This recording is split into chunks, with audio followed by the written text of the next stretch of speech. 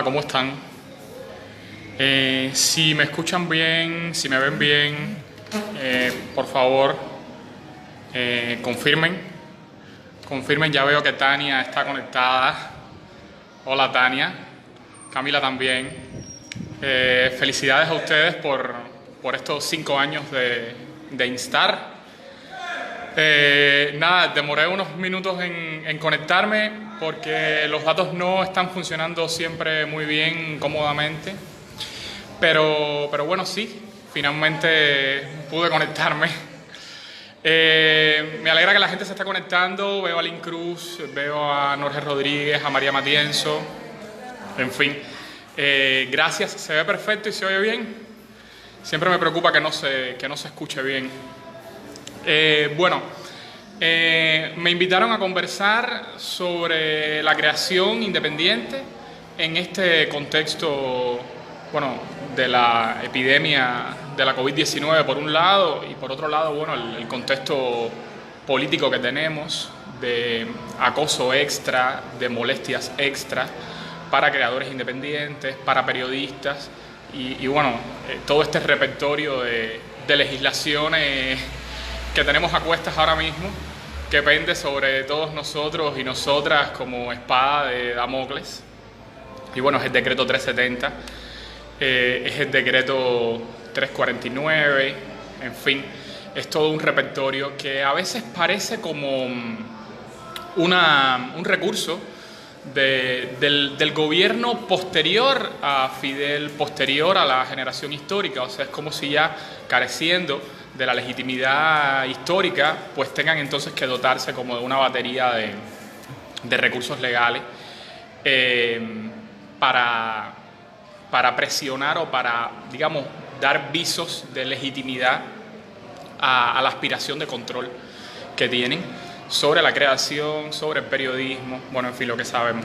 Es un poco difícil hablar de este asunto y decir algo que sea novedad, porque todos y todas nosotros estamos bien expuestos a estos mecanismos, a estas mordazas, a un montón de mordazas, y muchos periodistas han dado testimonios, incluso periodistas que han tenido en estos días historias mucho más sobrecogedoras, si se quiere, que las mías.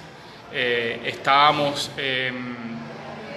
leyendo la crónica de Joe Suárez, de lo que sucedió con Joe Suárez, y creo que Joe estuvo invitado aquí a conversar con ustedes también por Instar, y que al final no pudo hacerlo porque le cortaron los datos. Esto es algo que también está pasando, y son circunstancias, a veces en un contexto como este, que ni siquiera merecen una noticia o merecen un titular, en un contexto en el que tanta gente se está debatiendo en medio de tantas cosas. No obstante, la responsabilidad que tenemos es de denunciarlas y de llamar la atención sobre eso, porque creo que una de las grandes preocupaciones que puede tener ahora mismo el mundo entero, la ciudadanía de todos lados, es precisamente cómo ha emergido un tono autoritario, una manera de relacionarse del poder de los gobiernos con la ciudadanía, que es autoritaria en general. Parece a veces como un regreso, como una regresión a otras épocas, y todo en este contexto de epidemia que propicia la emergencia de ese autoritarismo, y acentúa al fin y al cabo la crisis que van teniendo los modelos democráticos en el mundo entero. Así que imagínense, ustedes lo saben tan bien como yo, en una situación como la de Cuba, donde la democracia, del tipo que sea, es todavía un asunto pendiente, es una asignatura por vencer.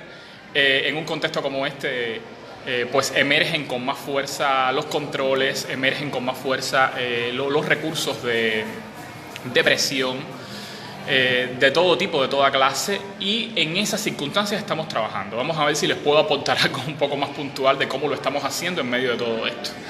En circunstancias además de aislamiento. Para nosotros los periodistas esto es un poco como cortarnos las piernas también.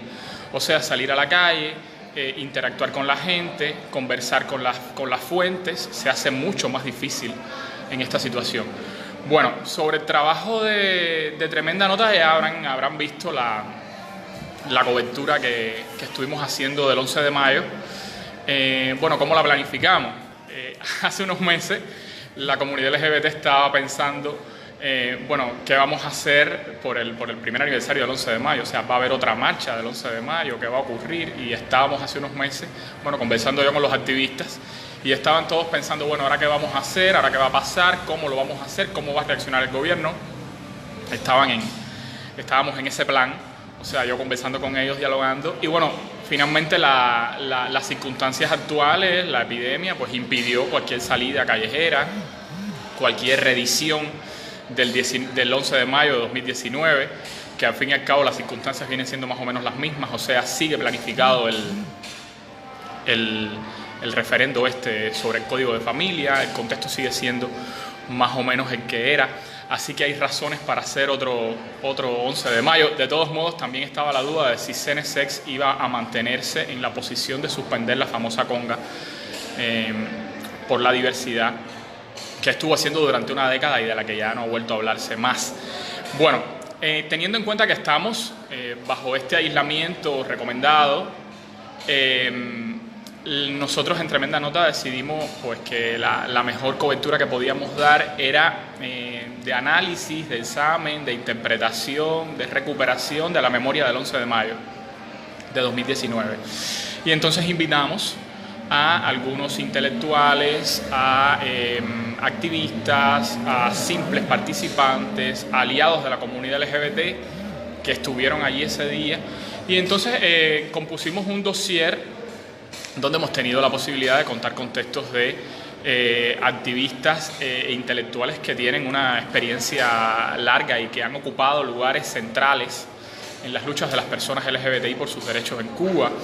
Y bueno, agradezco muchísimo que haya colaborado Norge Espinosa, que haya colaborado Mabel Cuesta, que algunos de los participantes de los que estuvieron ese día aquí en La Habana, en el Prado, en el Parque Central, hayan querido colaborar con nosotros también. Y les adelanto que va a salir en breve un texto de Aide Milanés también, que es una aliada de la comunidad LGBT, de las más comprometidas, y que estuvo ese día allí también y que bueno, nos va a contar cómo le fue, cómo lo vivió, en fin, qué significó también el 11 de mayo para ella. Yo tengo algunas ideas sobre una cobertura incluso todavía más ambiciosa del 11 de mayo, vamos a ver si sale, pero yo creo que el 11 de mayo ha sido un incidente, un episodio que tiene una significación para la sociedad civil cubana que trasciende incluso a la propia comunidad LGBT. O sea, ese día La Habana fue otra, definitivamente. O sea, esa salida tiene una significación en materia de apuesta por la libertad, de apuesta por la autonomía, de apuesta por la autogestión, al fin y al cabo, de gesto para echar abajo el edificio centralizador, el edificio vertical, bien alzado hacia arriba, que es al fin y al cabo el estilo con el que se relaciona el gobierno cubano y casi todos los poderes con la ciudadanía. Pero bueno, en el caso del gobierno cubano tiene una tradición muy sólida de relaciones verticales, y bueno, ese día de alguna manera ese edificio se debilitó y eso tiene una significación grande, no solo para la comunidad LGBT, que fue la protagonista principal, que estuvo al centro del evento, sino también para toda la sociedad civil cubana y para sus aspiraciones de libertad en última instancia, de libertad de asociación, de libertad de gestión de su propia agenda. Entonces, por eso estaba pensando que valdría la pena dar una cobertura más grande al 11 de mayo, entender mejor lo que pasó, contarlo con más voces, con los recursos que da el periodismo. Yo, bueno, esto viene de muy cerca, pero yo le tengo mucha fe a los recursos que tiene el periodismo, sobre todo por la vocación que tiene el periodismo desde sus propios comienzos de influir, de hacer más sencillo lo complejo, de acercárselo a la gente común y corriente. Entonces yo creo que el lenguaje particular del periodismo, en este caso, viene como anillo al dedo para contar desde todas las perspectivas, de la dimensión grandísima que tiene un evento como el del 11 de mayo. Entonces yo quería ver si organizamos ya un reportaje más extenso, quizás en forma de libro, incluyendo a todas las voces, contando en detalle qué pasó, cuáles son sus antecedentes, todo ese contexto.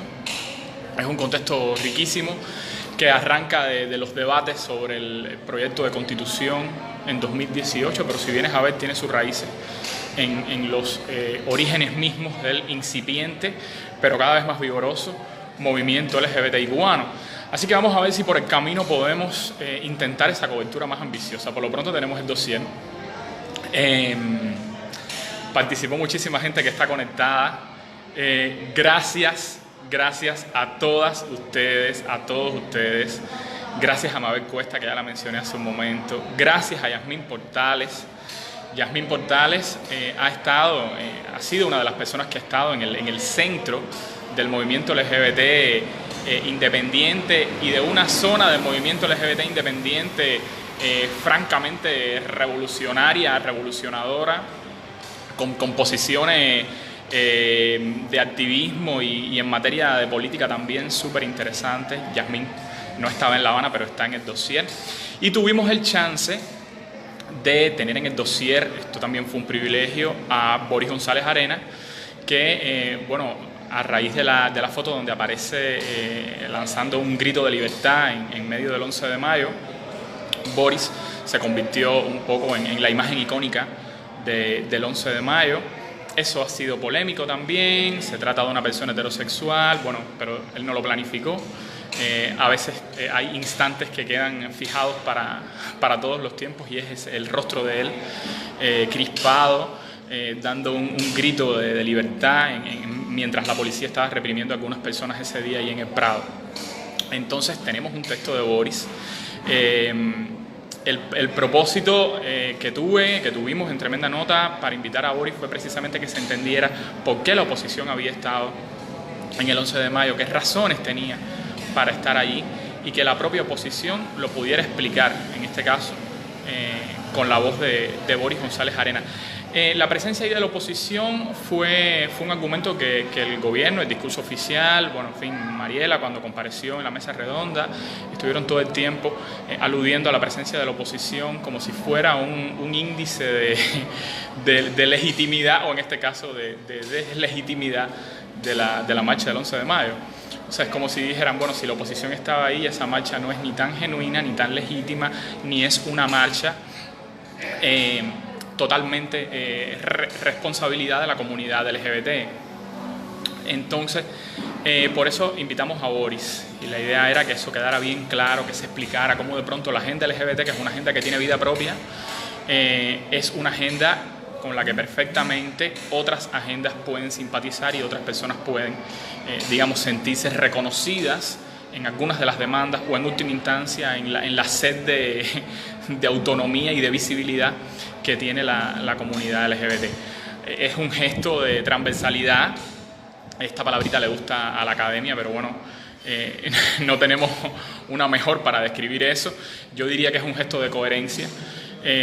Todas las personas que estamos ubicadas en grupos o en posiciones o en lugares de enunciación, y la academia también se me sale, en lugares de enunciación situados fuera de los centros, ubicados en las márgenes, pues todos nosotros y nosotras estamos obligados, esa más o menos ha sido mi posición personal siempre, estamos obligados a ser coherentes, a ser transversales, a ser interseccionales, dice Tania por aquí en un comentario.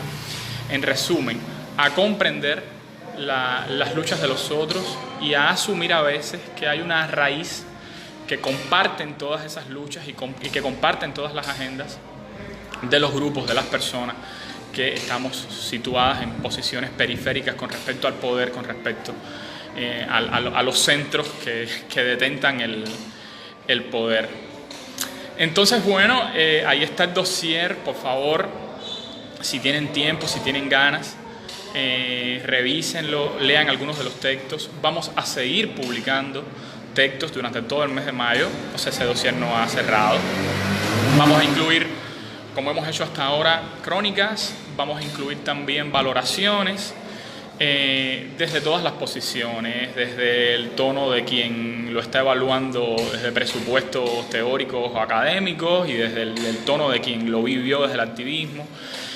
Lo vamos a seguir haciendo durante todo el mes. Ojalá les podamos dar alguna sorpresita y se topen con algún texto interesante o que venga de una posición inesperada. Vamos a ver si lo hacemos. Ojalá, me encantaría. Si alguien próximo a la sensibilidad de las instituciones oficiales, próximo a la sensibilidad del periodismo estatal, alguien incluso relacionado con CNC nos escribiera una valoración de cómo la vio de lejos o de cómo la vio desde la otra orilla, aunque esa valoración no nos guste, igual sería admitido totalmente. Sería admitido. Tania me pregunta que por qué el gobierno cedió ante las iglesias protestantes. Bueno, es obvio que cedió ante las iglesias protestantes. Para empezar, algunas personas no lo tienen claro, pero la propia Mariela, en una entrevista que por esos días estuvo dando un medio español, Mariela dejó bien claro que las iglesias estaban presionando muchísimo y que el gobierno estaba contra la pared de alguna manera. ¿Por qué cedió el gobierno? Bueno, el gobierno estaba buscando una posición favorable ante el proyecto de constitución. O sea, el gobierno tenía obviamente como prioridad que ese proyecto fuera aprobado por mayoría, como finalmente fue. Y creo que ahí estuvo el peso de las iglesias. El gobierno sintió obviamente que las iglesias tenían un poder y una capacidad de visibilizarse, de salir al espacio público, de irse a las calles, que tenían al fin y al cabo una estructura histórica que les dejaba funcionar de manera mejor vertebrada que la comunidad LGBT, francamente desorganizada, ubicada en torno al liderazgo de CNSX, al liderazgo incluso personal de Mariela, y ante esa disyuntiva el gobierno decidió pactar. Incluso hay por ahí algunos testimonios detallados de cómo fue ese pacto, de cómo hubo reuniones. Yo no pude dar una cobertura completa de eso, es muy difícil encontrar fuentes, es muy difícil hallar pistas y de verdad entender y explicar qué fue lo que pasó, pero creo que grosso modo fue eso. Esas iglesias protestantes, las que firmaron un par de cartas dirigidas al gobierno, que fueron además cartas que se difundieron bastante, esas iglesias tienen, se estima que tienen prácticamente, por lo menos las iglesias firmantes tienen cerca de 500,000 de feligreses. Así que imagínense, o sea, si ya muchísima gente votó o se abstuvo de votar a favor del proyecto de constitución, porque las cifras creo que son de las más notables en una consulta de este tipo en la historia reciente de Cuba, las cifras, digamos, de votos negativos o de boletas en blanco y cosas así. Entonces imagínense, el gobierno estaba viendo en peligro el voto de 500,000 de personas, en teoría, a pesar de que las personas de la comunidad LGBT yo creo que somos muchas más, pero no tenemos una organización, no tenemos una influencia también para dialogar con el gobierno como la que sí tienen esas iglesias que, aunque las firmantes son prácticamente iglesias disidentes del Consejo de Iglesias de Cuba, es un panorama bastante complejo el de las iglesias. Pregunta José Raúl Gallego si creo que el gobierno cedió ante las iglesias o que la posición de las iglesias estaba en concordancia con la orientación homofóbica de personas claves de la cúpula de poder del gobierno cubano. Obviamente en el gobierno cubano hay personas que no son favorables a los derechos de la comunidad LGBT por razones culturales. Fíjense, culturales, más que estrictamente políticas, o en todo caso de tradición política. Con respecto al actual presidente, a Miguel Díaz-Canel, todo indica que su posición es muy favorable a los derechos LGBT. De hecho, nosotros publicamos en tremenda nota un análisis de Laura Rodríguez Fuentes, que investigó la trayectoria de Díaz-Canel en Santa Clara, el apoyo que dio a instituciones como el Mejunje, que se han hecho famosas, Y bueno, ese artículo Laura lo tituló el presidente gay friendly. Y sí, todo indica que Díaz-Canel, la persona, es gay friendly, estuvo en la tesis de Mariela Castro sobre las personas transexuales y sus posibilidades de participación en la sociedad cubana. Pero por supuesto que hay zonas ahí conservadoras.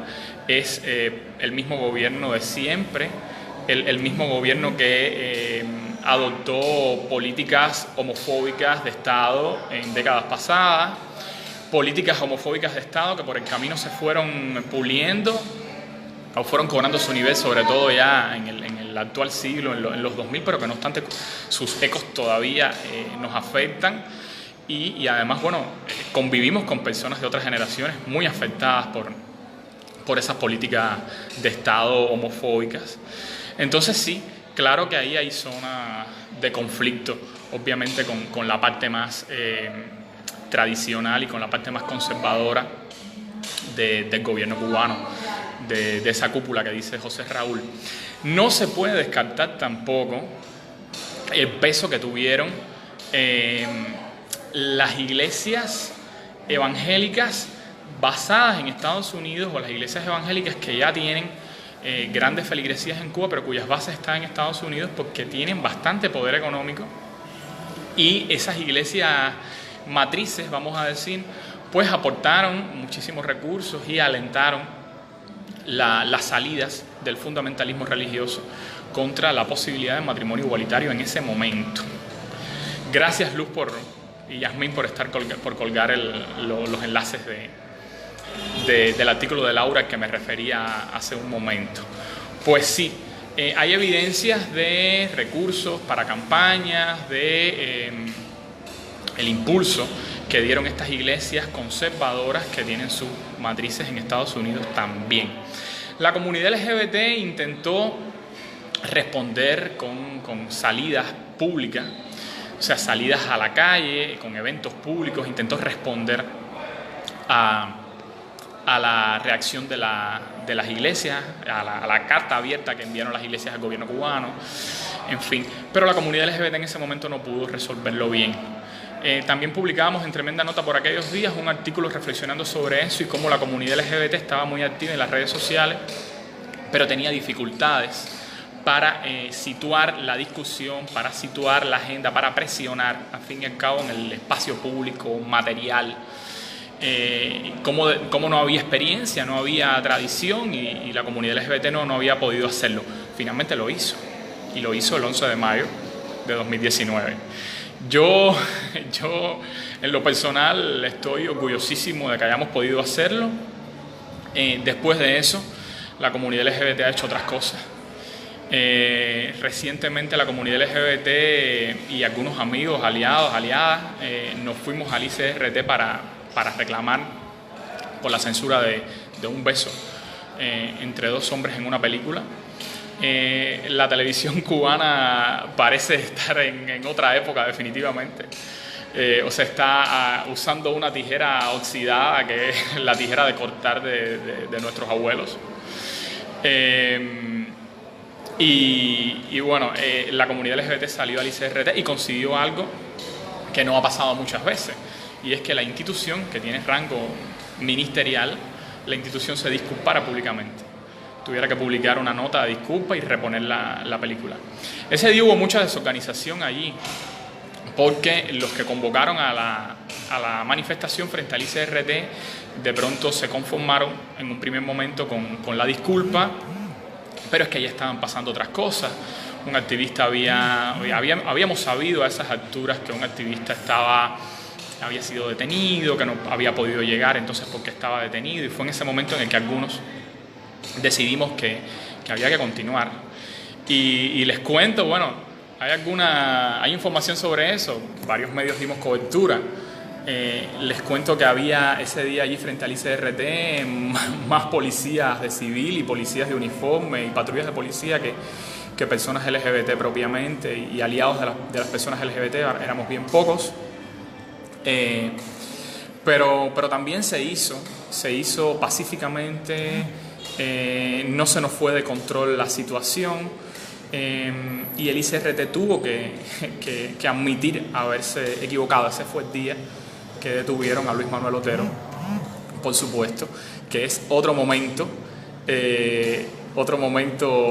grande de las luchas de la sociedad civil en los últimos años, porque finalmente se consiguió que Luis Manuel Otero fuera puesto en libertad y que bueno, hoy esté aquí trabajando como siempre, impulsando su trabajo y su activismo y su artivismo en las redes sociales y en otros espacios.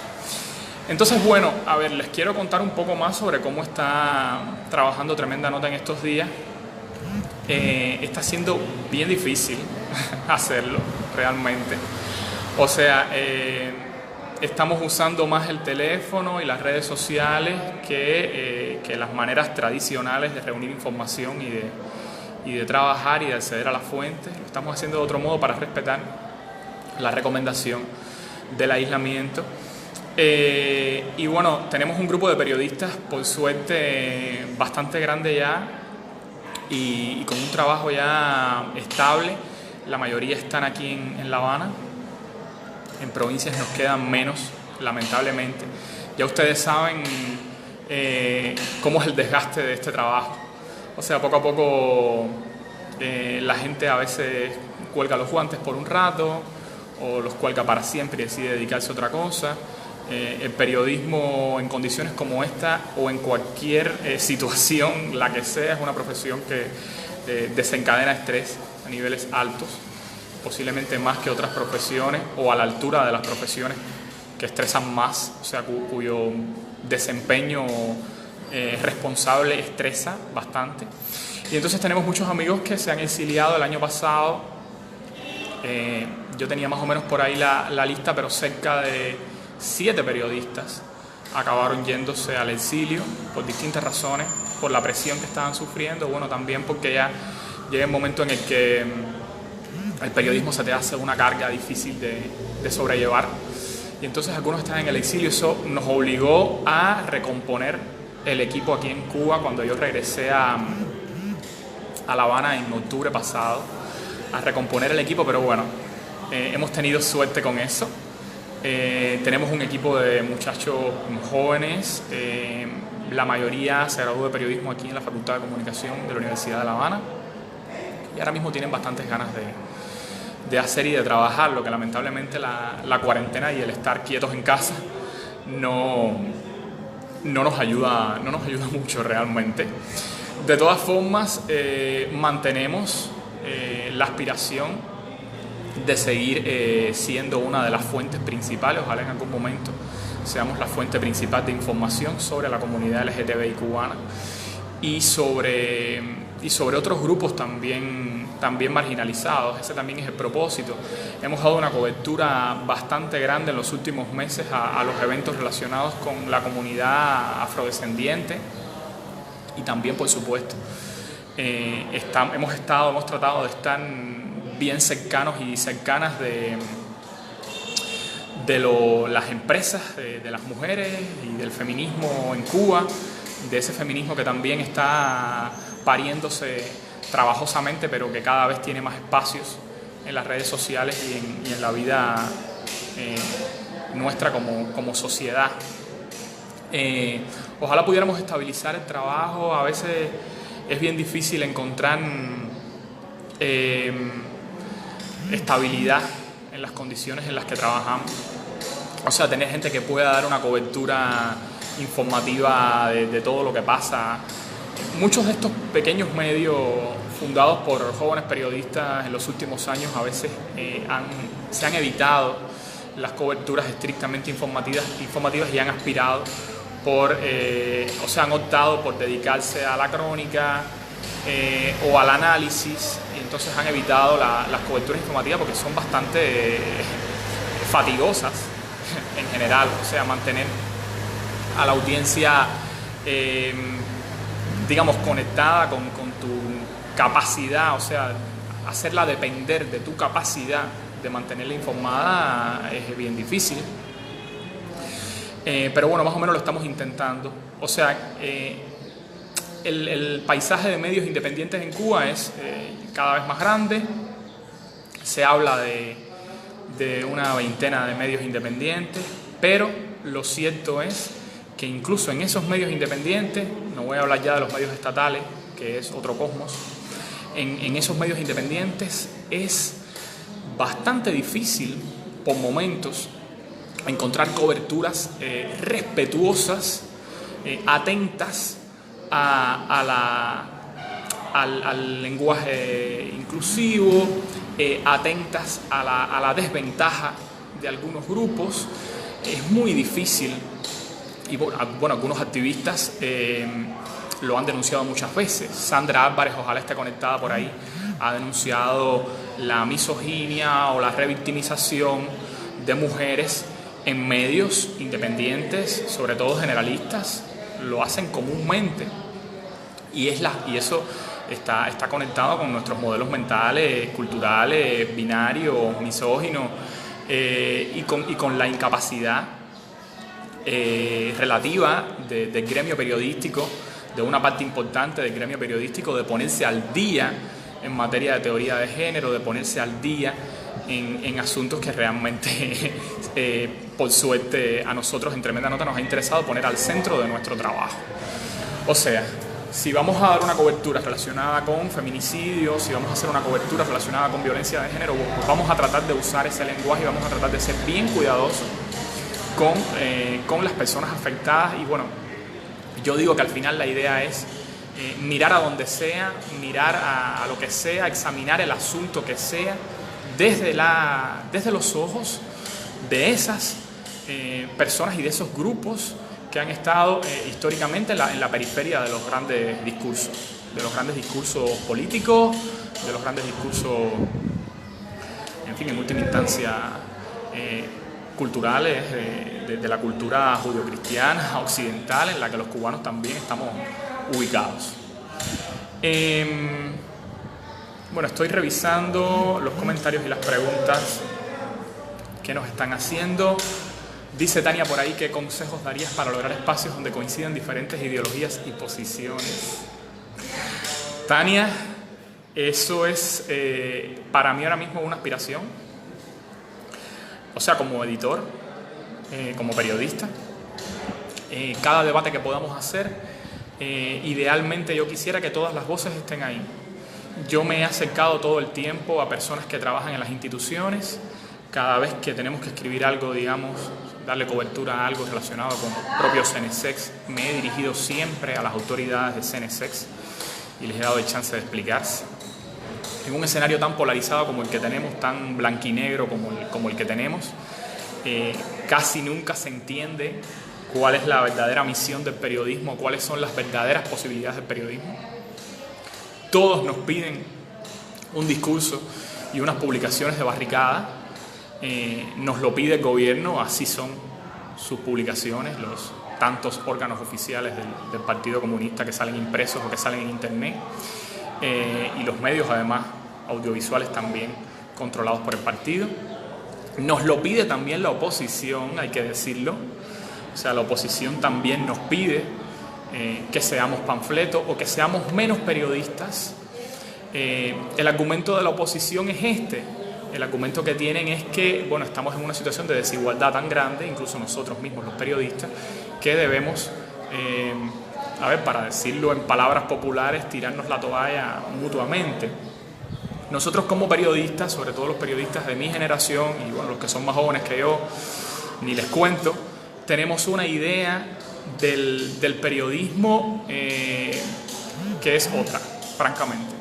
O sea, tenemos la aspiración de hacer un periodismo que sea de verdad independiente y que pueda, si es necesario, cuestionar o aplaudir cualquier posición, sea del gobierno o sea de la oposición. Esto no es bien comprendido. Este es uno de los viejísimos presupuestos del periodismo independiente. El periodismo independiente ni siquiera es un modelo nuevo, es un modelo ya viejo, que incluso ha sido hasta superado o ha sido, digamos, contrastado o enriquecido por otros modelos de periodismo. Pero el periodismo independiente clásico, que además surgió en los Estados Unidos, tenía esa aspiración, tenía ese ideal. Ya sabemos que todos los periodistas y todos los medios tenemos que lidiar con circunstancias que impone la economía y el carácter empresarial que tienen muchos medios. O sea, ser independiente es una quimera para muchos periodistas y para muchos medios. Pero en el caso de los pequeños medios que hoy gestionan jóvenes periodistas en Cuba y que trabajan en general con subvenciones de ONGs o de organizaciones internacionales o agencias de cooperación de algunos países, que obviamente no influyen nunca en la agenda, ni se los permitiríamos tampoco, pero que sí nos dejan trabajar con estos apoyos. Tenemos el chance, esto es una paradoja porque estar dependiendo de subvenciones nos hace bien débiles, bastante débiles, pero también nos hace fuertes porque nos deja llegar a una zona de independencia mayor que la que tienen los medios que están sujetos entonces a poderes económicos o a empresas, etc. Entonces, hemos podido trabajar con bastante libertad. Hemos podido trabajar, yo creo, con bastante libertad y no nos sentimos, en última instancia, no quiero hablar en nombre de todos, pero no nos sentimos deudores ni nos sentimos anclados en ninguna posición puntual, en ningún discurso político puntual. Creo que hay algunos puntos en los que sí somos intransigentes. Bueno, yo te puedo hablar en nombre de Tremenda Nota. Somos intransigentes en materia de violaciones de derechos humanos. Somos intransigentes en determinados ideales, vamos a decir, de periodismo, de sociedad, de coherencia. Con esas cosas no negociamos, pero con respecto a todo lo demás, vamos a ser siempre críticos y vamos a estar observando. Y bueno, yo en lo personal, en mis redes sociales o en mis propias producciones periodísticas, voy a tratar de dar siempre la nota más sincera que pueda. Hay un viejo debate en el periodismo y entre los periodistas. Hay un viejo debate sobre la objetividad. O sea, realmente la objetividad es posible, podemos aspirar a la objetividad existe. Cuando hablamos lo que sea que hablemos, no lo estamos haciendo desde nuestros sesgos, desde nuestros modelos mentales, desde nuestras trayectorias personales, desde la parcialidad en alguna medida. Eso es así, obviamente. Pero el periodismo tiene una metodología histórica, consensuada, como la tienen otras profesiones. Tiene una metodología para matizar esa tendencia, vamos a decir, personal o individual a la parcialidad. Tiene una metodología, lo que hay es que usarla bien. Algunos estamos enfocados en usarla lo mejor que sea posible. Y a mí no me gusta hablar mucho de objetividad, precisamente porque es un término en discusión. Vaya, si nos metemos en un análisis denso, desde presupuestos epistemológicos, nociológicos, la objetividad es prácticamente quimérica. Pero la sinceridad sí es posible. O sea, que incluso si vas a cometer el pecado inevitable de no ser todo lo objetivo que pudieras ser, por lo menos que seas sincero y que intentes poner sobre la mesa todas las posiciones y que puedas entenderlo desde todas las perspectivas y de que puedas ofrecerle la confianza que la audiencia está reclamando de nosotros los periodistas. En mis redes sociales, en estos días ha habido un montón de polémicas, un montón. Hay gente que me exige todo el tiempo que me posicione en política como si yo no tuviera posición. Por supuesto que tengo posición política, que está también condicionada por mis experiencias, que está condicionada por vivir en Cuba, en fin, por haber sido molestado, acosado, castigado por el gobierno cubano, por la seguridad del Estado. Pero yo siempre digo que cuando tengo que hacer periodismo, que cuando me siento a escribir una nota periodística, que voy a ofrecerle entonces a la audiencia, a cualquier persona que confíe en mí para informarse o para entender algún fenómeno, no puedo de ninguna manera tener presente cuando estoy escribiendo que alguna vez el gobierno me arrestó, que alguna vez el gobierno me desnudó, que alguna vez el gobierno se entrometió en mi vida privada Entonces yo, de verdad, esto es un ejercicio duro, es como ponerse entre paréntesis y bueno, en fin, esto, si vamos a buscar la raíz filosófica que puede haber detrás de ese ejercicio, es antigua y compleja, pero cuando me siento a escribir, no estoy pensando en mi historia personal con el gobierno cubano. Porque si me dejo influir por eso, si dejo que eso me pese, voy a perjudicarme como periodista. Voy a ser un periodista menos eficiente y voy a dar un servicio definitivamente, o sea, que no es el que quiero dar. O sea, no es el que la gente se merece que yo dé también. Entonces, en mis redes sociales en estos días, bueno, si quieren echar un vistazo por ahí, agárrense, porque se van a encontrar un rosario de insultos. Hay gente que me llama cómplice del gobierno cubano, simplemente por haber analizado que el gobierno cubano, o sea, con la información que tenemos a la vista y con lo que hemos podido contrastar, que el gobierno cubano bueno, quizás también por tratarse de un gobierno que se aprovecha de una situación asentada de autoritarismo, pero creo que el gobierno cubano, con lo que tenemos a la vista para analizar, se puede concluir que el gobierno cubano ha gestionado esta crisis con bastante eficiencia.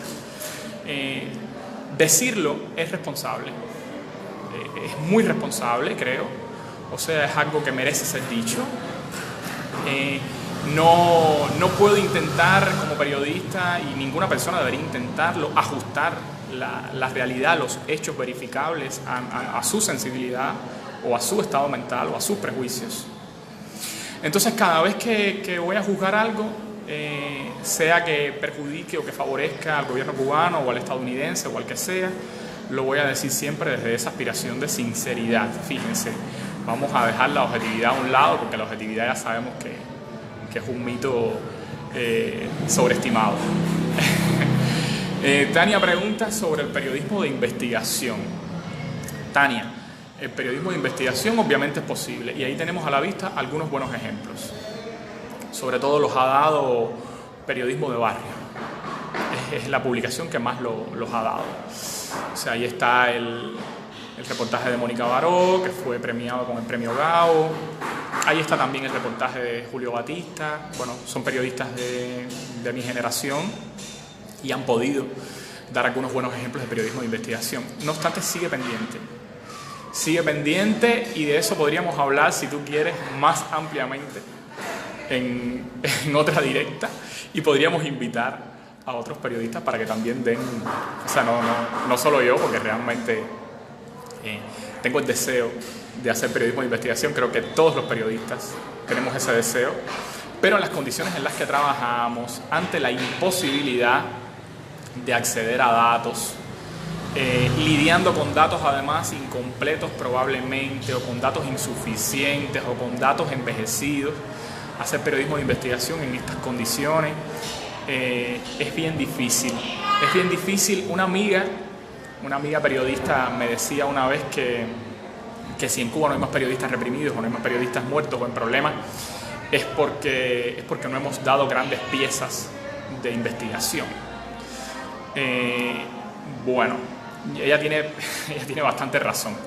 O sea, el día que podamos dar un periodismo de investigación que de verdad descubra zonas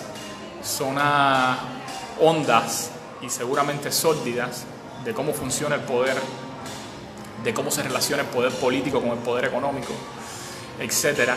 Y bueno, ojalá pudiéramos dar con fuentes ahí y bueno, adentrarnos en ese universo oscuro, desconocido, inquietante del poder. Estaríamos dando un gran servicio realmente a las audiencias y a la ciudadanía en última instancia. Pero, a ver, lo que sí les puedo decir es que, a pesar de todo ese panorama de pobreza y de aridez a la hora de emprender el periodismo de investigación, no podemos renunciar de ninguna manera a intentarlo. Con lo que tenemos a mano.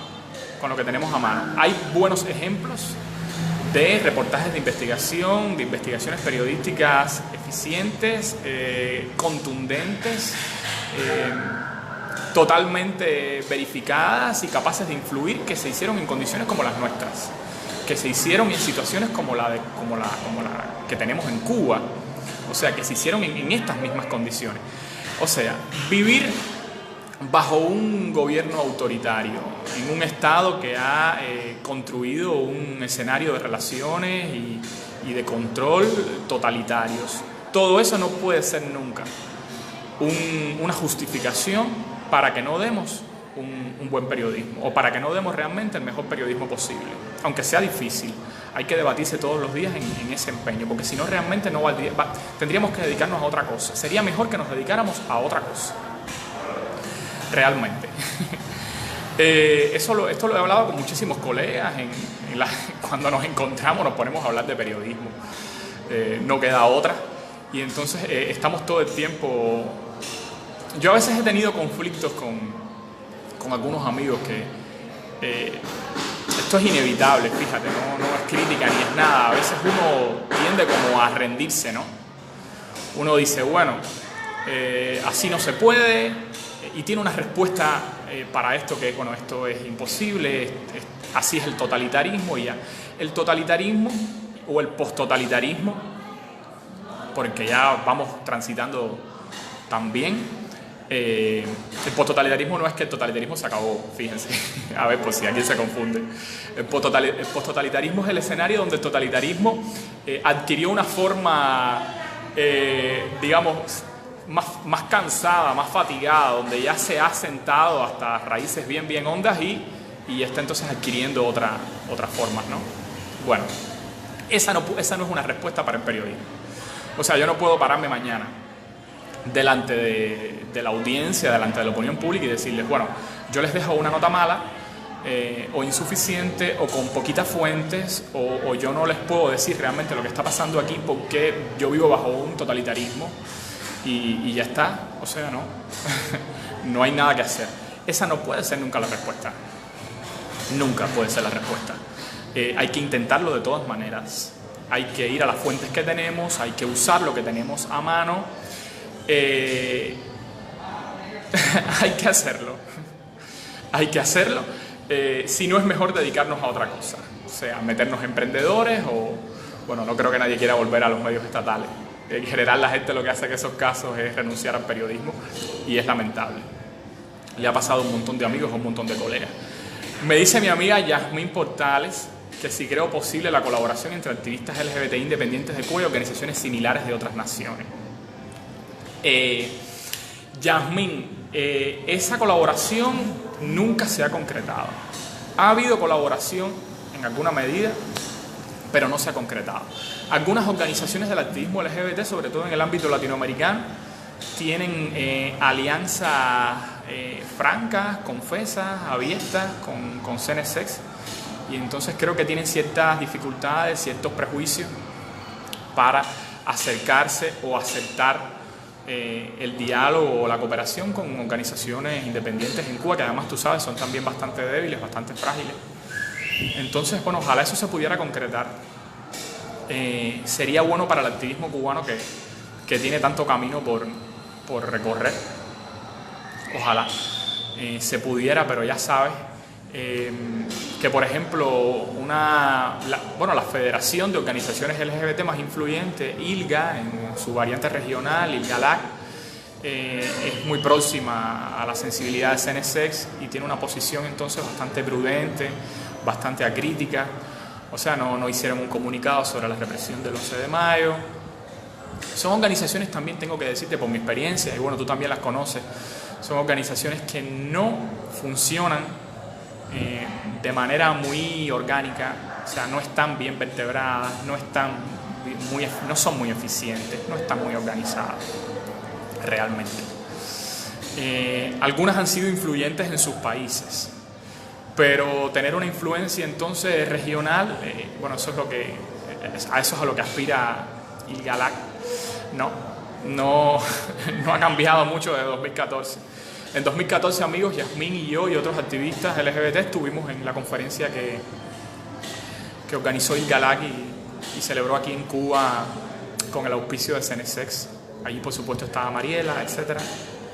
Estuvimos allí y topamos con el activismo internacional latinoamericano, con el activismo regional, y bueno, más o menos entendimos realmente cuán débil era en toda la región, en toda América Latina. Así que, no sé, sería quizás hasta más provechoso, beneficioso que el activismo LGBT cubano buscara también alianzas en otros lugares, en el activismo más organizado, mejor vertebrado, más influyente de otros lugares, hasta de Europa. Habría que ver. Tampoco creo que el activismo LGBT cubano se haya empeñado en serio en encontrar esas alianzas, en hacer esas alianzas, en buscar esa cooperación.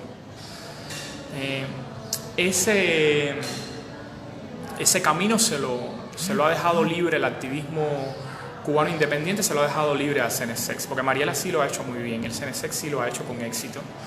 Han estado en España, han estado en foros, han promocionado el trabajo de CENESEX en muchísimos espacios. Por supuesto, tienen también más posibilidades y tienen el espaldarazo de la legitimidad institucional y hasta presupuestario, económico, porque es una organización sostenida por el gobierno y por la cooperación internacional también.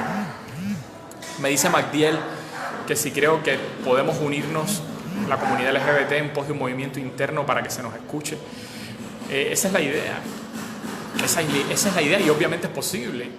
Depende de las energías y de las capacidades que tenga la comunidad LGBT de identificar, de darle calor a su agenda, de afincarse en la singularidad y en la vida propia que tiene esa agenda. Y bueno, obviamente ya lo ha hecho. O sea, ya ha sido escuchado en alguna medida, ya ha presionado. Probablemente la comunidad LGBT es uno de los grupos hoy que el gobierno, que inquieta más al poder, que inquieta más al gobierno. O sea, es el único grupo que en fecha reciente ha podido generar una concentración de cientos de personas en el mismo corazón de La Habana histórica. Por eso también algunos grupos políticos con un discurso político radical y no bien recibido aquí por la ciudadanía, digamos grupos que están basados en el exilio, que hacen su trabajo desde Miami, que a veces no comprenden bien qué es lo que está pasando en Cuba, pues también han intentado acercarse a la comunidad LGBT y han intentado participar de las empresas de la comunidad LGBT. Recientemente hubo una polémica a la que aludí bastante en mis redes sociales y bueno, se discutió muchísimo, y fue sobre el foro de debate que Alexander Otaola y algunos activistas que están en el exilio, sobre todo en Estados Unidos y en Holanda, convocaron el mismo día que el activismo basado en La Habana, el activismo que impulsó el 11 de mayo, pues estaba también proponiendo un foro de debate.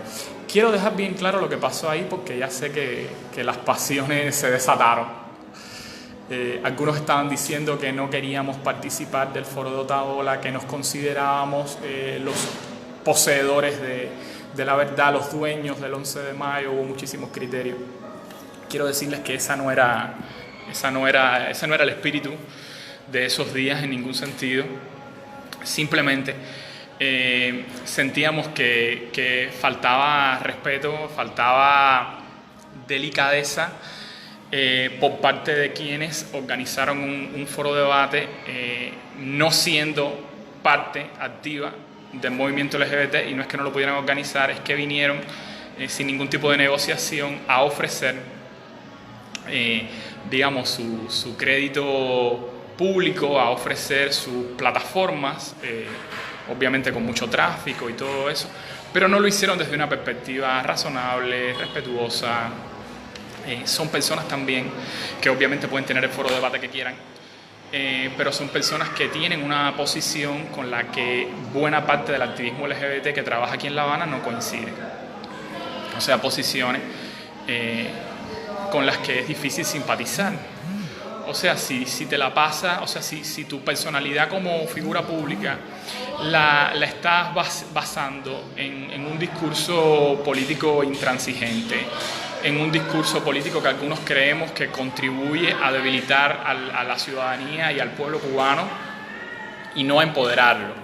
O sea, como cuando se piden más sanciones del gobierno estadounidense, que al fin y al cabo han asfixiado a emprendedores, que han cortado las pequeñas alas de la sociedad civil cubana naciente y que cobró calor en la época del deshielo de las relaciones con los Estados Unidos. O sea, si estás todo el tiempo con tal de ver al gobierno cubano caer, afectando, dañando a la gente en su vida cotidiana, de manera irresponsable, porque además no estás basado en Cuba, no trabajas aquí, estás hablándole a la zona tradicional del exilio, estás hablándole estás queriendo complacer o asimilarte a un gobierno, a un estado mental francamente viejo, que a veces parece una simple reacción negativa ante la revolución cubana, y es como si fuera un discurso que no tuviera sustancia propia, es solo un no. Si tu notoriedad nace de ahí, depende de eso, mira, francamente no nos sentimos cómodos, ahí, la verdad. De todas formas, yo, que tengo pocos prejuicios, yo hubiera estado ahí sin ningún problema, en ese foro también, a mí me invitaron, yo hubiera podido estar ahí sin lío. El tema es que sentí que no había sido respetuoso con la comunidad LGBT. O sea, ¿cómo yo voy? A ver, yo soy hombre, bueno, más o menos soy cis. Nunca se está seguro de eso, estas cosas no son fijas. Más o menos soy cis. Entonces, es como que yo ahora fuera a organizar un debate o un foro sobre la situación, soy blanco también, es como si yo fuera a organizar ahora un foro sobre las personas trans y negras, y ellas lo van a hacer el mismo día, y yo, en vez de ir y participar desde ellas, como aliado, como amigo, como alguien que comprende o que se siente parte de esa lucha, yo preparara mi propio foro, yo con mi carita blanca, yo con mis poses más o menos cis, y quisiera entonces invitarlas como sujetos pasivos a mi foro, cuando ellas tienen el suyo ese mismo día, que es donde yo tendría que estar, simplemente como alguien más. Más o menos, no sé si el ejemplo es feliz, no sé si se entiende bien, pero más o menos por eso una parte de la comunidad LGBT que trabaja aquí en La Habana, que impulsó el 11 de mayo, pensó, planificó, ejecutó la marcha del 11 de mayo, esa parte de la comunidad no quiso estar en el show de Alexander Otaola. Fue por esa razón. Y eso además llegó a un nivel ahí de desacuerdo tan grande que entonces ya sí se me hizo imposible participar en el show de Otaola, aunque fuera para decirle esto. Aunque fuera para decirle, mira, yo no estoy de acuerdo con algunas posiciones tuyas, pero bueno, no obstante estoy aquí, no hay ningún problema, si quieres apoyar a la comunidad LGBT, está muy bien. Tania me pregunta si nosotros invitamos a Alexander Otaola a nuestro foro. Bueno, imagínate, he de decirte que Alexander Otaola ni siquiera habló directamente con el activismo LGBT aquí en La Habana. Toda la coordinación la hizo un activista exiliado, Yosmani Mayeta, y bueno, creo que otra parte de la coordinación la hizo otro activista exiliado, Víctor Manuel Dueñas, que está en Holanda. Y bueno, obvio que ellos podían participar del foro de los activistas, pero imagínate, era bien complicado porque al final en el foro que se organizó ese día, en el foro de la tarde, que tuvo muchísimas dificultades porque ya sabes que la página de Facebook desde donde se iba a hacer fue hackeada, etcétera. Pero ellos adoptaron una posición rápido ahí de no diálogo. También estaban afincados en un discurso político radical con el que yo no tengo ningún problema de interactuar, pero que aquí en La Habana la gente tiene desconfianza con ese discurso y los entiendo. Es inevitable que cualquier grupo marginalizado, que cualquier grupo que ha estado en conflicto no solo con el poder, sino también con los modelos culturales, tenga mucha desconfianza de que vengan otras personas desde otros contextos a sacar crédito de eso, a de alguna manera usarlo en beneficio de otra agenda, cuando realmente se trata en este caso de una agenda que tiene su propia vida. Entonces, bueno, ahí la desconfianza. Yo solo soy un periodista. Un periodista que tiene sus pies puestos aquí en La Habana y su sensibilidad con los activistas que trabajan aquí en el terreno, obviamente. Yo le di, en la cobertura que dimos, en tremenda nota, a ese día, hay una cobertura ahí resumen, hay una nota resumen más o menos extensa, yo le di el mismo peso al foro de la mañana que al foro de la tarde. O sea, le dimos cobertura en igualdad, una cobertura informativa, no de opinión. Le dimos cobertura a lo que pasó por la mañana en el foro de Otaola y a lo que pasó en la tarde en el foro de los activistas que trabajan aquí en La Habana. Bueno, me dice por aquí, me cuesta un poco ver los comentarios, pero me dice por aquí Miguel Ruano. Bueno, me está explicando algo sobre los foros de ese día. Fue una jornada difícil. Fue una jornada bastante difícil para todos. Yo creo que esto vale para todos los que tenemos privilegios. O sea, esto vale para los hombres, vale para los blancos, vale para los cis. A la hora de colaborar, a la hora de ayudar, a la hora de participar, a la hora de, ¿cómo decir?, a la hora de impulsar a los demás, a la hora de ser transversales, como decía Tania, como decía Mabel, a la hora de ser interseccionales, todo este glosario de palabras académicas que a veces la gente no entiende bien, bueno, son necesarias ahora. Hay que ser respetuosos. Hay que ser respetuosos. O sea, a la hora de colaborar con la lucha de alguien, que también en algún grado es nuestra lucha, pero si estamos participando desde privilegios, hay que ser respetuosos. O sea, yo no puedo llegar mañana a colaborar con las mujeres que han sido violentadas o a colaborar con los negros, las negras, los afrodescendientes que están impulsando su propia agenda y no puedo llegar y pretender ponerme al centro. Definitivamente. Si voy a llegar incluso desde alguna ventaja, desde la ventaja de ser un opinador más o menos reconocido, desde la ventaja de tener quizás un poco de visibilidad con respecto a otras personas, tengo que usar esa ventaja en plan humilde.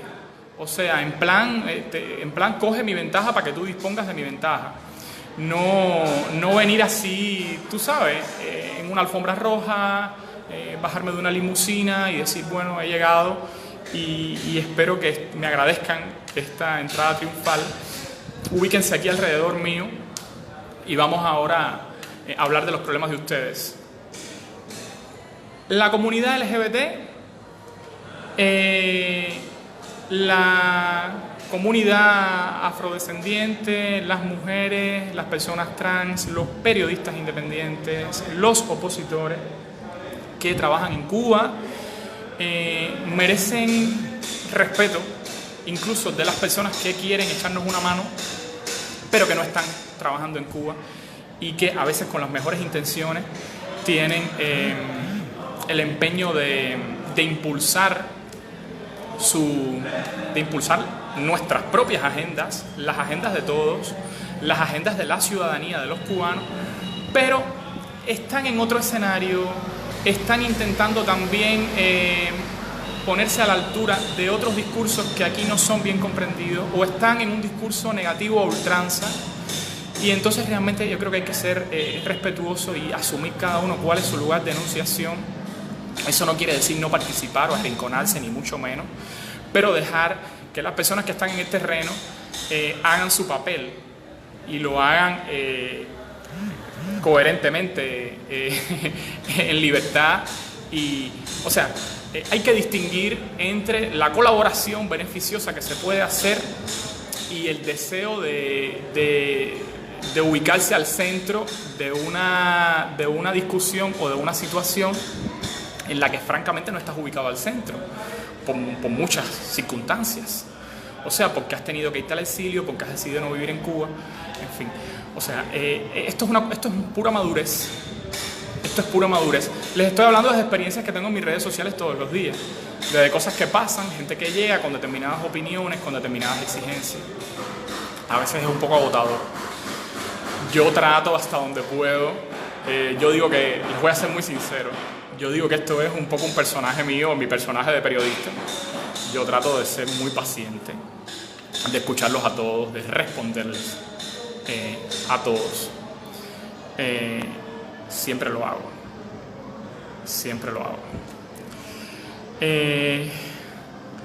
Bueno, está entrando muchísima gente por aquí y están haciendo un montón de preguntas y comentarios.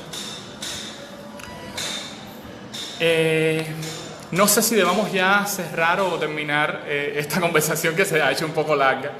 A mí no me gusta que las directas sean muy largas porque después hay gente que las quiere ver en otro momento y bueno, si están en Cuba sobre todo y van a ver algo que sea muy extenso, les cuesta trabajo, todos están lidiando con ETEXA y con los datos y todas las irregularidades de nuestras conexiones a internet.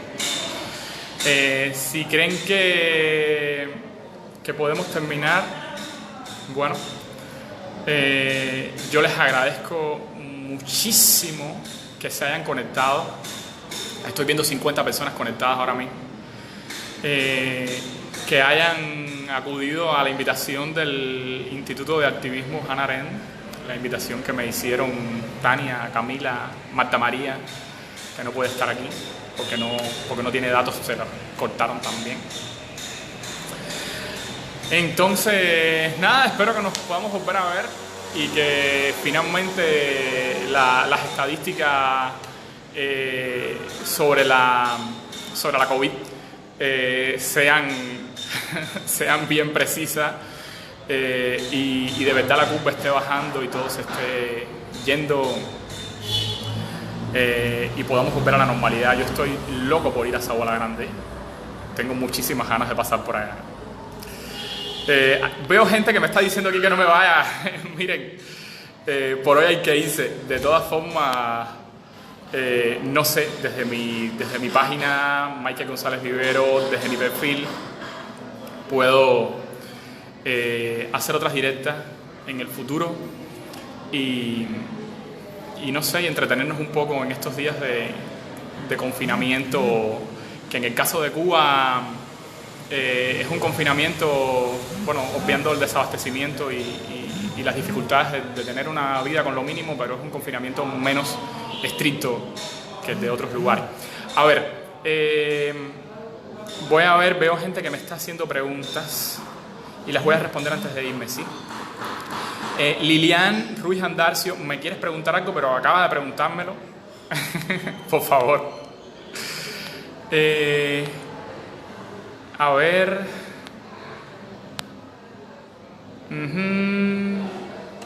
¿Qué quiere Xochitl que le responda? Xochitl es un perfil falso que me ha molestado un poco, pero yo no tengo ningún problema con eso. O sea, yo le puedo responder, aunque sea un perfil falso. Xochitl que repita su pregunta, Liliana que repita su pregunta.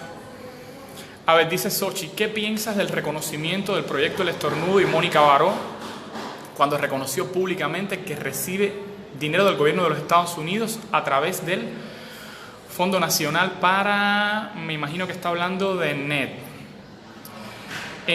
A ver, no, voy a responderle a Xochitl sin ningún problema. NED es una organización, bueno, me he informado, obviamente, es una organización no partidaria o bipartidaria, bueno, más bien bipartidaria. O sea, es una organización en cuya fundación participaron los dos grandes partidos estadounidenses y se supone que trabaja con independencia del gobierno estadounidense. Hay un montón de reportes de NED, o sea, muchísimo de NED como un brazo, ¿cómo decirte?, moderado o un brazo suave del gobierno estadounidense para influir en determinados escenarios. A ver, yo creo esta ha sido mi posición todo el tiempo pública. Yo creo que el problema no está en el dinero que uses para trabajar, sino realmente en cuánto eso pueda interferir o signar tu agenda como periodista, como activista o como lo que sea. Si aceptar o solicitar un fondo de NET condiciona el periodismo que vas a hacer, obviamente eso no sirve, esa no es una opción. Si usar un fondo de NET, aunque sea un fondo del gobierno estadounidense, tal vez porque en las condiciones en las que trabajas en Cuba no tienes manera de acceder a otros fondos, porque además no estás compitiendo por fondos en condiciones de igualdad con otras organizaciones que en Cuba, por ejemplo, tienen amparo del propio gobierno. Eso me parece perfectamente posible. Yo no tengo ningún problema con que El Estornudo, que además son mis amigos y es un medio con el que he colaborado también, use fondos de NET, siempre que sean capaces de, como lo hicieron de manera transparente, decirlo y explicar qué hacen con esos fondos. Yo en lo personal, asumiendo la vieja tensión del gobierno cubano con el gobierno estadounidense y del gobierno estadounidense con el gobierno cubano, una tensión que ha modelado a Cuba, ha influido en Cuba más que en los propios Estados Unidos, o sea, que lo que Cuba y la opción política de Cuba haya podido influir en los Estados Unidos, porque es que es un país demasiado grande al lado de uno demasiado pequeño. Yo en lo personal preferiría no tener que usar fondos del gobierno estadounidense para trabajar. O sea, fíjate, esta es mi opción o mi opción ideal como cubano, porque hay un montón de gente en América Latina que usa fondos estadounidenses para trabajar todo el tiempo. O sea, está clarísimo que para hacer periodismo, para hacer cualquier cosa, hacen falta recursos. Hacen falta recursos. Ahora, la clave es usar bien esos recursos, usarlos de manera coherente, poder defender el uso que se hace de esos recursos, el uso que hacemos de esos recursos. Ojalá nosotros en Tremenda Nota no tengamos que usar esos fondos. Si los tuviéramos que usar, vamos a tratar de usarlos de la mejor manera posible, y eso de ninguna manera, por lo menos en mi caso, y me atrevo a decir que en el de Tremenda Nota, de ninguna manera eso va a pesar sobre nosotros para que perdamos perspectivas o perdamos claridad sobre la influencia negativa que ha tenido la política estadounidense en la situación cubana política de todo tipo, o sea, desde el principio de la Revolución Cubana. O sea, el hecho de que la Revolución Cubana haya adquirido determinados rumbos en política, de que se haya afiliado al bloque soviético, de que en fin haya derivado en un totalitarismo, es el resultado también de las tensiones con los Estados Unidos y del contexto de esa época de la posguerra, en fin, en el hemisferio. Hay que tener claridad sobre lo que significan los Estados Unidos en la política cubana. Yo soy bastante cubano en ese sentido. O sea, eso no quiere decir que estoy satanizando a los Estados Unidos ni que estoy, digamos, haciendo una crítica irracional o incomprensiva de los Estados Unidos, pero sí tengo claro realmente que su influencia en la política cubana es negativa, desde siempre, desde el siglo XIX. Entonces, realmente, si pudiera ahorrarme usar esos fondos, me los ahorraría, pero esa es mi posición personal. O sea, yo creo que el estornudo, yo creo que lo que hay que analizar es realmente si el estornudo hace buen o mal periodismo, si el periodismo del estornudo es responsable o no, si el estornudo gestiona bien sus fuentes, si el estornudo ha ofrecido algún aporte, ha ofrecido alguna pieza notable al periodismo cubano, si el estornudo ha venido a aportarle algo a nuestro paisaje de medios. Y yo creo que esas respuestas están clarísimas. O sea, el estornudo es uno de los medios más influyentes, de los medios independientes fundados por jóvenes periodistas, es uno de los más influyentes. Su influencia rebasa a Cuba, goza de un prestigio ya latinoamericano, y eso es ahora mismo lo importante, lo decisivo. ¿Que se le puede exigir al estornudo más transparencia sobre el uso que hace de sus fondos? Probablemente sí. Si a su audiencia le interesa y se lo demanda, ellos, ¿por qué no? ¿Por qué no lo pueden hacer? Pero realmente, bueno, ya, creo que le respondí a Xochitl. Si Xochitl tiene algo más que preguntar, que lo pregunte sin ningún problema. Dice Liliana, a ver por qué algunos miembros de la comunidad LGBT tienen reticencias para aceptar que son a nivel mundial un movimiento político que se une con todos los otros derechos civiles y políticos, o sea que son compatibles con otros activistas. ¿Por qué quieren aislar el activismo LGBT? A ver, yo no creo que... Hay muchas preguntas aquí, estoy tratando de verlas todas, pero ahora le voy a responder a Liliana.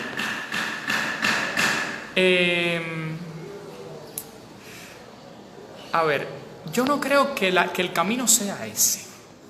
Yo no creo que el activismo LGBT tenga que aislarse de otros movimientos políticos. El movimiento LGBT es un movimiento político, totalmente político.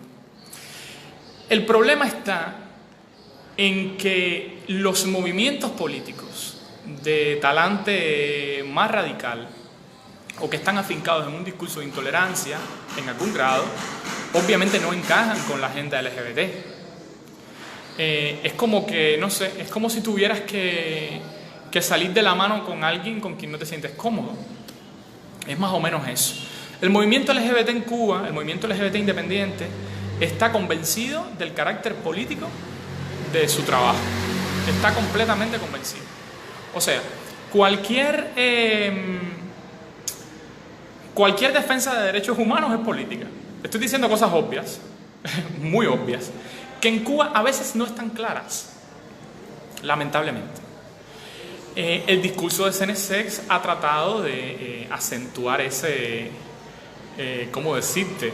O sea, cuando CNSX habla en su discurso convencional y habla de vamos a sensibilizar, o sea, cuando usa esos términos, vamos a acompañar, realmente está despojándole, rebajándole el carácter político al discurso del movimiento LGBT histórico, que ha sido un movimiento contestatario, revolucionario, desafiante, en fin.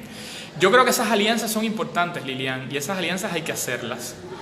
Pero en este caso, fíjate, en el caso puntual de Cuba, el movimiento LGBT se encuentra con ventaja ahora mismo para hacer esas alianzas, porque es el movimiento LGBT el que ha podido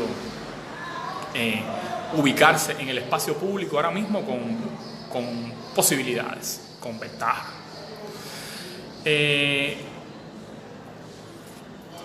Bueno, sí es Xochitl ahí, pero Xochitl quiere quedarse con la directa de ella. Yo no tengo ningún problema en dejarle la cámara a Xochitl, lo que seguramente si Xochitl agarra la cámara no sé, tendrá una máscara puesta o estará disfrazada de asiática, porque Xochitl no es esa persona ahí que dice ser. A ver, Xochitl, porque te veo insistente. El movimiento LGBT es totalmente independiente. Es independiente incluso de cualquier fondo de dinero. Absolutamente independiente. Yo conozco a los activistas LGBT que trabajan en La Habana, conozco bastante su trabajo. He participado del trabajo de algunas de las pequeñas organizaciones de la comunidad LGBT independiente. Aquí está conectada Yasmín Portales, que algún día les pueda hablar del proyecto Arcoiris y lo que fue. El movimiento LGBT, a diferencia de lo que dijo Mariela en aquel momento, es totalmente independiente. Y si Xochitl tiene alguna evidencia, Xochitl o quien sea, de que el movimiento LGBT recibe algún fondo estadounidense, trabaja con fondos de USAID o de lo que sea, que nos dé las pruebas. Que nos dé las pruebas y entonces veremos también cómo analizamos esas pruebas y qué respuesta en tanto periodista vamos a dar. O sea, si Xochitl tiene alguna evidencia de eso, es lo que siempre les he dicho. Se lo dije en aquel momento a Manuel Vázquez Eijido cuando la marcha del 11 de mayo. Le dije, bueno, Manuel, si tienes alguna evidencia de que la marcha fue pagada por alguien, de que algún gobierno interfirió en la marcha, por favor, avanza con esas evidencias, avanza y bueno, no las ofreció, no las aportó, no mostró esas evidencias no existen, obviamente. La marcha del 11 de mayo fue totalmente genuina. La marcha del 11 de mayo fue impulsada por activistas, incluso bastante jóvenes. Y bueno, de eso se trata. No de solicitar o de obtener o de trabajar con determinados fondos, sino saber qué se hace con ellos y realmente con cuánta transparencia se gestionan y realmente que... A ver, mira, hay varias personas ahí, bueno, en el mismo plan que Xochitl, que están haciendo preguntas y hablando de dinero de NET que financia proyectos LGBT y todo eso. Yo no tengo ninguna constancia de eso. Si tienen esas evidencias, ofrézcanlas y después vamos entonces a determinar si realmente eso ha influido en la agenda LGBT, si esos activistas han adoptado determinadas posiciones porque han recibido ayuda de determinadas organizaciones o gobiernos o personas. Cuando nosotros fuimos, bueno, aquí está conectada Yasmín Portales, cuando nosotros fuimos a la conferencia de Ilgalak en 2014, contamos en aquel momento con la ayuda del gobierno de Noruega. El gobierno de Noruega, bueno, era dificilísimo ir a la conferencia. Las tasas, bueno, la conferencia tenía un perfil como que muy turístico, las tasas de Habana Tour eran altísimas. Para estar en la conferencia había que tener muchísimo dinero. CNSX no tenía una opción en moneda nacional, en pesos cubanos, para los activistas, digamos, independientes que quisieran participar. CNSX hizo todo lo que pudo para bloquear nuestra participación y usamos un fondo del gobierno de Noruega para estar allí, para participar en la conferencia de Ilgalak. El gobierno de Noruega también aportaba fondos a CNSX, como tantas agencias de cooperación de gobiernos europeos, la de Suiza, la española, podemos citar a unas cuantas, aportan fondos a las instituciones del gobierno, aportan fondos al propio Centro Nacional de Educación Sexual. Entonces, ¿realmente dónde está el problema por parte del gobierno? O sea, si los fondos aportados por agencias de cooperación internacionales, gubernamentales o no, apoyan a las instituciones del gobierno, está bien. Pero si apoyan a la sociedad civil, está mal. Incluso algunas de estas agencias actúan con un doble rasero en el caso de Cuba. Por ejemplo, AECID, la agencia española, AECID tiene haber asumido como parte de su trabajo, tiene asumido colaborar con la sociedad civil, o sea, de alguna manera respaldar a la sociedad civil en todos los países donde trabaja AECID. En el caso de Cuba, AECID no colabora con la sociedad civil, o sea, no comparte recursos y fondos con la sociedad civil. Es quizá el modo que tiene AECID de complacer al gobierno cubano, de alguna manera darle una satisfacción al gobierno cubano. Esto es lamentable. Otras agencias, como la agencia sueca, la agencia suiza, colaboran todo el tiempo con las instituciones cubanas y contribuyen bastante al funcionamiento de las instituciones cubanas. Entonces, ¿por qué no hacerlo con los emprendimientos, con las empresas, con las agendas independientes de la sociedad civil, etcétera? ¿Por qué no hacerlo? O sea, por ejemplo, si la agencia sueca, ASTI, financia un proyecto del gobierno en un municipio, en una provincia, y también quiere financiar a una publicación independiente, insisto, totalmente independiente de cualquier agenda, como Tremenda Nota, por ejemplo, o como El Estornudo, ¿por qué no podría hacerlo? O sea, ¿cuál sería el problema? Ese problema solo existe en un modelo mental francamente restringido, ¿no? O parcializado o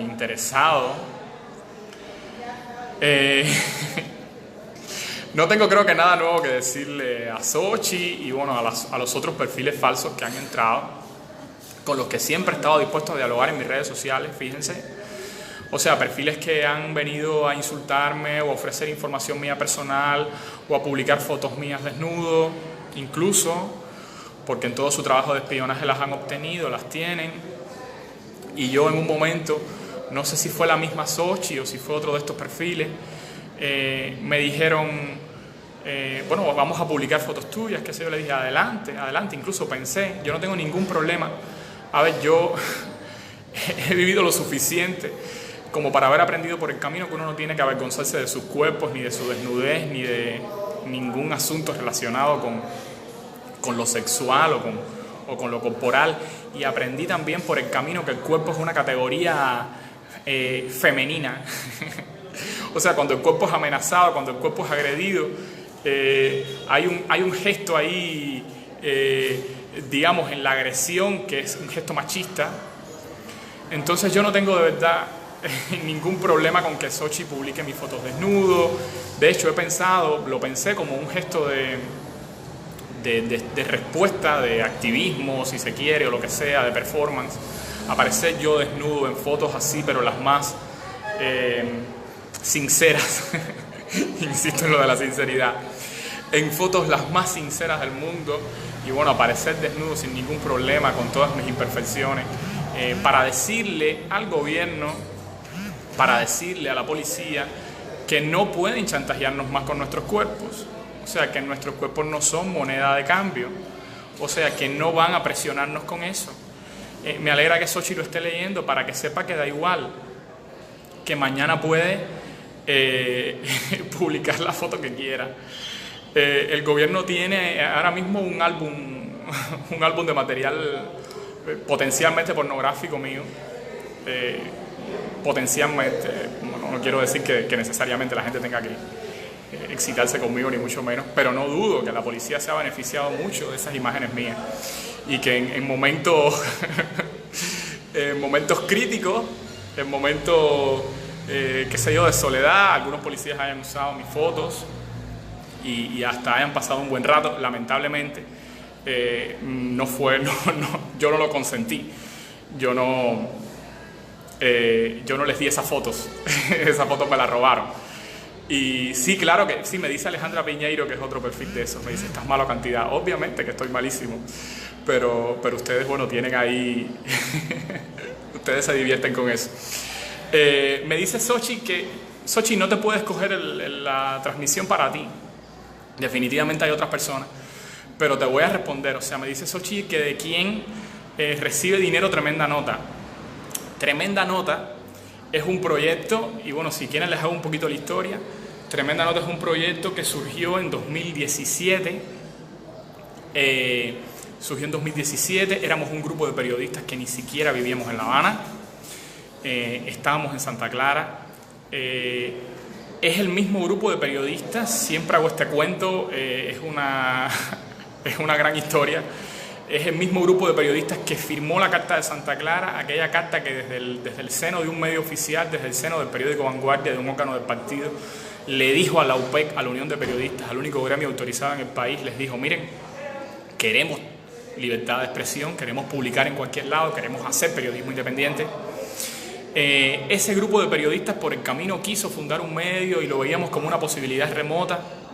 Yo tenía ganas de hacer un medio que diera cobertura a las historias de la comunidad LGBT puntualmente. Todo eso parecía imposible en aquel momento. Mis amigos en Santa Clara querían hacer un medio que contara historias en el país entero, que contara historias de toda Cuba, pero que no estuviera basado en La Habana. O sea, que pudiera contar incluso historias de La Habana desde otra mirada, desde cierta distancia, desde otra sensibilidad. Y eso al final, por el camino, con muchísimas negociaciones entre nosotros, fue lo que hizo Tremenda Nota. Y sí, contamos con la ayuda del Instituto para el Reporte de la Guerra y la Paz, que es la institución de la que está hablando Xochitl y Alejandra, creo que se llama otro de estos perfiles falsos. El Instituto para el Reporte de la Guerra y la Paz, IWPR, es una ONG que surgió en Gran Bretaña y surgió con el propósito de defender el periodismo impulsar el periodismo en situaciones, en contextos donde es difícil hacerlo, en sociedades cerradas, en sociedades, digamos que no, bueno, en fin, circunstancias, sociedades que probablemente no creen en la misión del periodismo, bajo gobiernos que desconfían del servicio que puede dar el periodismo, que desconfían de la capacidad que tiene el periodismo de contribuir a los debates sociales y de interpretar lo que pasa. Entonces, IWPR en aquel momento tenía la idea de apoyar al periodismo cubano, como hace en muchísimos otros países, no es una exclusividad nuestra. IWPR es una organización internacional que tiene oficinas en muchísimos lugares. Y entonces IWPR decide apoyar a este grupo de periodistas que queríamos fundar una publicación. Además, teníamos el sueño de cubrir las historias de la comunidad LGBT, de cubrir además cualquier historia, la que sea, pero siempre con perspectiva de género, siempre con la sensibilidad de la teoría de género, en fin, de lo que por el camino ya las ciencias sociales han venido aportando para comprender quiénes somos los hombres, quiénes somos las mujeres y cómo han sido las relaciones de poder que han beneficiado a unos y que han afectado a otros. Y queríamos contar cualquier historia desde esa sensibilidad. Bueno, Xochi no me deja tener un clímax aquí. Yo les agradezco, esta directa no puede ser eterna porque me voy a quedar sin datos también. Yo les agradezco haberse conectado, les agradezco el cariño que me han dado. Si los que han tenido que tirar aquí cualquier crítica o bueno, incluso los que tengan ganas de insultar y eso también igual siempre lo pueden hacer. Mis amigos saben que no tengo perfiles bloqueados en mis redes sociales. No tengo a nadie bloqueado, estoy dispuesto a aguantarlo todo, por principio. Creo que eso forma parte de mi papel como periodista. Entonces, abrazos para ustedes, a todos los que se han conectado. Espero que nos volvamos a ver. Gracias al instituto, gracias a todos, gracias a las Clarias también por venir. Sin ustedes la fiesta no es completa. Besos.